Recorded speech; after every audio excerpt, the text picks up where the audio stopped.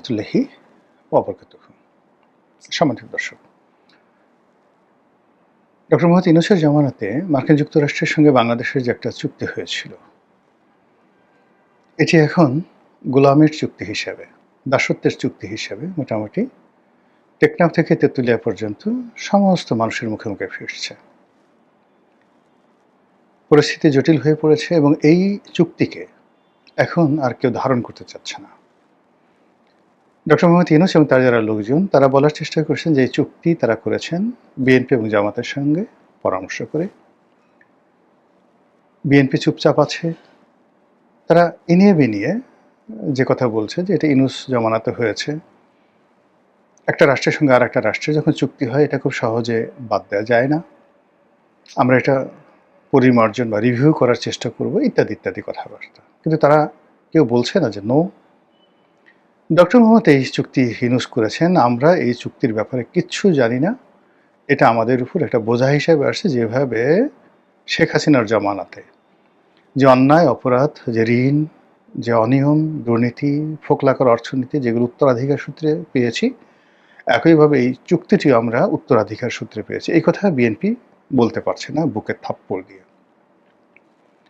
ফলে কি হচ্ছে, লোকজনের যে রাগ, ক্রোধ, ঘৃণা বারবার বাড়ছে, ক্রমশ বাড়ছে। ভীষণ রকম আজে বাজে কথাবার্তা বলা হচ্ছে। এখন বিএনপির ভিতরের অনেক লোক আকার ইঙ্গিতে এই কথাগুলো বলছে। যেমন বিএনপির একজন নামকরা সংসদ সদস্য, তিনি আসলে ডক্টর মোহাম্মদ ইউনূসকে ইন্ডিকেট করে বলেছেন যে মীর জাফরের সঙ্গে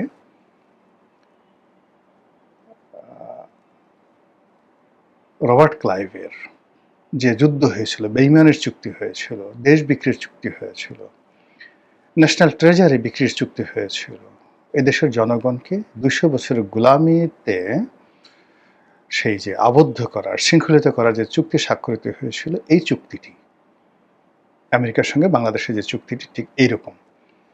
এখন তিনি প্রকাশ্যে আসলে ডক্টর মোহাম্মদ ইউনূসকে দায়ী করেছেন, কিন্তু মানুষ তো জানে যে doctor Mohammad Yunus at the last stage he was just a puppet. তিনি যা কিছু করেছেন বিএনপির কথায়, জামাতের কথায়, আমেরিকার কথায় করেছেন। আলটিমেটলি এইভাবে আলোচনা হচ্ছে। এর প্রেক্ষিতে যেটা হয়, জামাত এর দায় এড়াতে চাচ্ছে। যখন এই চুক্তির বিষয়টি নিয়ে খুব আলোচনা হচ্ছিল, তখন পররাষ্ট্রমন্ত্রী যখন ডক্টর খলিলুর রহমান, তিনি ডক্টরেটকে জানি না, খলিলুর রহমান, জনাব খলিলুর রহমান, তিনি যখন বললেন যে এই চুক্তি যখন হয়েছে তখন দেশের প্রধানতম রাজনৈতিক দলগুলোর সঙ্গে পরামর্শ করে করা হয়েছে। যারা নিন্দুক তারা বলেছেন যে যখন এই চুক্তি হয়েছে, যে হোটেলে হয়েছে, সেখানে অমুক অমুক বসা ছিল, অমুক অমুক বসা ছিল, তাদের সামনে চুক্তি হয়েছে। আল্লাহ মাফ করুক, জামাতের আমির বয়স্ক মানুষ, তো এমনি রোগশোক আছে শরীরে। তিনি বলছেন যে, প্রথমে বলছেন যে এই চুক্তি সম্পর্কে আমরা কিছুই জানি না। এখন লোকজন বলার চেষ্টা করছে কে বলেছে সত্য, জামাতের আমির সত্য নাকি ডক্টর খলিলুর রহমান। এটা আসলে জামাতের আমিরের জন্য ভীষণ রকম একটা অপমান।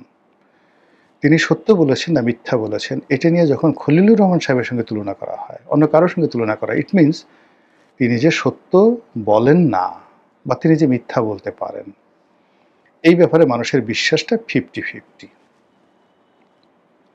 এই অবস্থা যখন চলছে, তিনি অনেকদিন চুপচাপ থাকলেন। তারপরে আবার যে গত কয়েকদিন আগে তিনি বললেন যে আমেরিকার সঙ্গে যে চুক্তি হয়েছে সেই চুক্তি সম্পর্কে জামাত কিছুই জানে না। এখন এখানে যে সমস্যাগুলো দেখা দেবে আগামীতে এই চুক্তি নিয়ে, প্রথম সমস্যা দেখা দেবে যে এই চুক্তির কারণে আমাদের যে জনগণের রোষ, এটা বাড়তে থাকবে। এই চুক্তিতে কি হলো, লাভ হলো, কতটা লস হলো, ডাজ নট ম্যাটার। প্রথম হলো এটা একটা গোলামির চুক্তি, আমেরিকার সাথে হয়েছে, বিএনপি করেছে, জামাত করেছে, ইউনূস করেছে, সব খারাপ। এই হলো আমাদের দেশের একটা নর্মাল, যাকে বলা হয় মানুষের অস্থিরতা, এবং মানুষ এরকমই।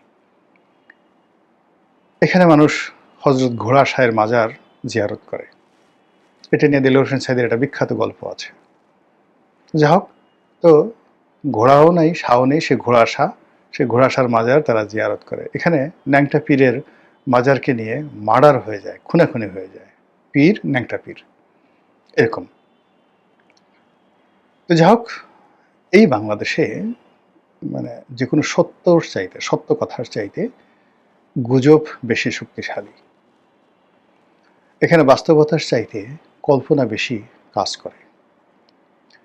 এদেশের আপনি কাউকে কোনো কিছু দিলেন, প্র্যাকটিক্যালি এক প্লেট খাবার দিলেন, ওটা তাকে যতটা না খুশি করবে তার সে যদি তাকে একটা ফু দেন, হাতে একটা তাবিজ পরায় দেন, তারপরে হাত তুলে দোয়া করেন তুমি জান্নাতে যাবা, সেই লোক সে আপনার জন্য তার একটা কিডনি দিয়ে দিতে পারবে, অথচ সে কিন্তু 2 দিনে না খাওয়া, তার জন্য খাবার দরকার।